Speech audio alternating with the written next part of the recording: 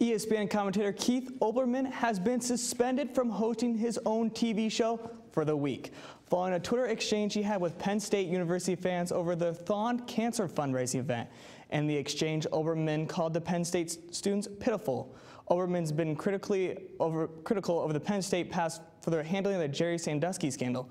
Olbermann's apologized for his actions and accepted his punishment. Seattle Seahawks All-Pro safety Earl Thomas is expected to miss 6 to 8 months after undergoing surgery yesterday to repair a torn lumbar separation in his left shoulder.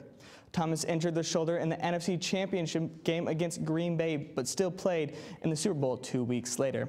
He's expected to be back in the beginning of the 2015 NFL season. Tonight is the first game Kevin Garnett will play with the Minnesota Timberwolves after being acquired in a trade last week. Garnett spent his first 12 seasons in the NBA with the Timberwolves, then was traded in 2007 to Boston as a part of a rebuilding process.